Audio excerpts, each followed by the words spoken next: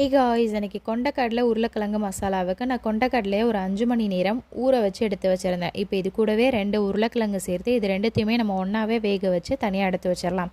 இப்போ எண்ணெய் சூடானதும் கடுகு சேர்த்து பொரிய விட்டு அது கூடவே கொஞ்சமாக உளுந்து கடலைப்பருப்பு சேர்த்து இது லைட்டாக கலர் சேஞ்ச் ஆகி ஃப்ரை ஆனதும் 5 பச்சை மிளகாயை இந்த மாதிரி 4ஆக கட் பண்ணி சேர்த்து கூடவே வெங்காயம் கருவேப்பிலை சேர்த்து வதக்கி வெங்காயம் வதங்கினதும் ஒரு தக்காளி சின்ன ஸ்பூனில் 1 ஸ்பூன் அளவுக்கு இஞ்சி பூண்டு விழுது கூடவே தேவையான அளவு உப்பு சேர்த்து இது எல்லாத்தையும் கலந்து விட்டு வதக்கிக்கோங்க.